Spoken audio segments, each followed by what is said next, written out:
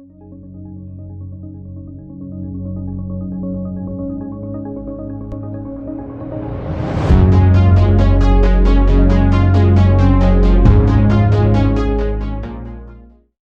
everyone, my name is Kartik and my channel is about mental models. In this video I'm going to be talking about the domino effect. In my previous video on critical mass, I spoke briefly about the term chain reaction and mentioned that once there is critical mass in a chain reaction, the reaction becomes self-sustaining. The domino effect and chain reaction are both the same in the world of mental models, where a single initial event triggers a series of other or subsequent events. So in this video, I will use both terms, domino effect and chain reaction, interchangeably. You can think of it as an initial action leading to either a chain of events happening one after another, or like a row of dominoes falling one after another. Just like the terms activation, energy and catalysts, the term chain reaction comes from the world of chemistry. And just like those two mental models and critical mass, there are real-world learnings here as well. As I mentioned in my activation energy video, this mental model is a clever way to reduce the activation energy and build momentum. All of this is from the angle that a chain reaction is triggered to get a positive or intended outcome. However, this mental model also applies for failures too. As an example, so in sort of a negative case where you have, say, a patient, so a little bit of a thermometer there. So you've got a patient, and this patient is unfortunately chronically ill, and because of their illness, one of their organs fails, and after a while another organ fails, then another one after another, as it were, and subsequently the body becomes unresponsive. So this is an example of one organ failing and sort of setting off a chain reaction with multiple organ failure leading to the death of the patient, unfortunately. So it can apply in a negative scenario. A positive example is, let's say you want to buy a house, and once your offer is accepted and you instruct the solicitor, a number of things happen. So you instruct a solicitor, and then a number of things happen as a result of this initial reaction, such as initiating searches, such as the drainage and local authority searches, getting a draft contract ready, then requesting information from the seller on what is included in the sale. Another one is maybe there's a report that is produced by the solicitor on the purchase. There are also separate but connected actions too, such as, so I'll put a dotted line because they don't technically come from the solicitor, but once you instruct a solicitor, these other actions also can happen, such as a survey and getting a mortgage, and these two may also be connected with one another. The mortgage company might undertake their own survey as well. So this is an example of a positive case. So as you can see, the mental model applies in both positive and negative scenarios.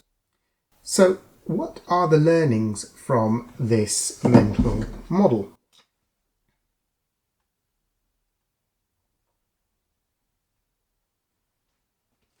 Well, number one is to break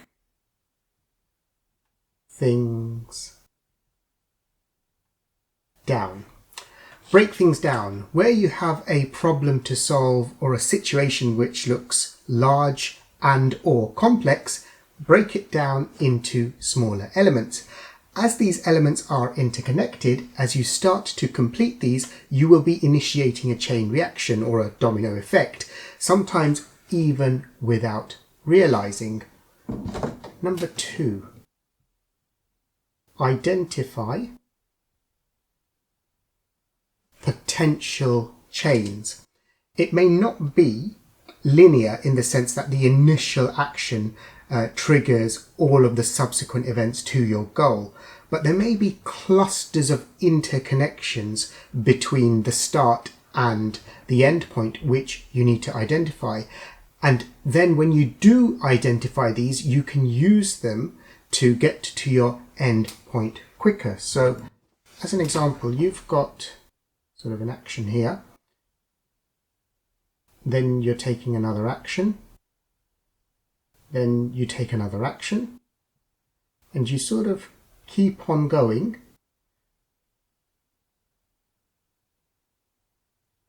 until you get to your end goal.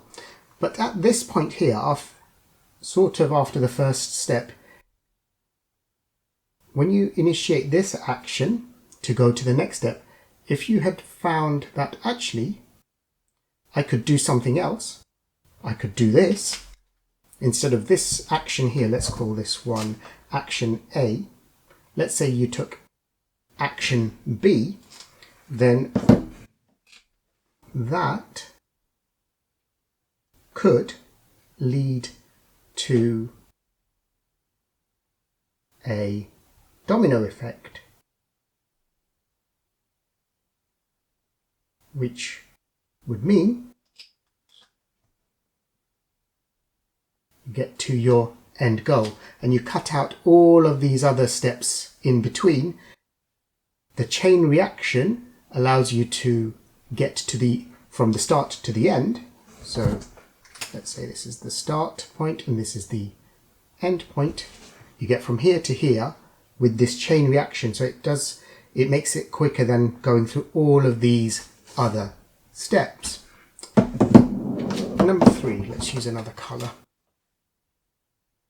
I'm going to call this start point. So the idea is to find a start point which will either have the potential for the greatest impact, or that is the easiest for you. Now, potential for greatest impact means something that will set off a chain reaction. That's what I mean by that. And easiest is about finding a starting point that will lower your activation energy. Please see my previous video on this mental model on activation energy to find out more information about it. And finally, number four, running out of room, understand momentum.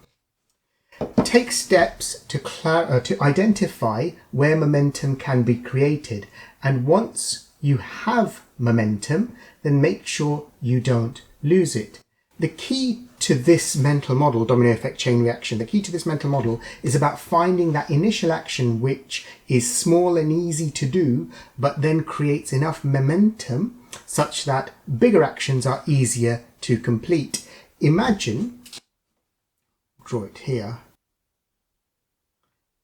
imagine smaller dominoes toppling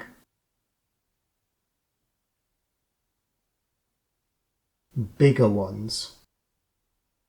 So you start off with a small action and that creates the momentum to topple over these larger dominoes. And that is the key to this mental model. The real value is getting a flow behind you so that you can complete bigger and or more complex tasks. One thing to note, however, is that in real life, causal relationships, which are sort of symbolized by these dominoes, causal relationships are generally not so simple as a series of dominoes and can be hard to identify. This is the caveat or the limitation in this mental model.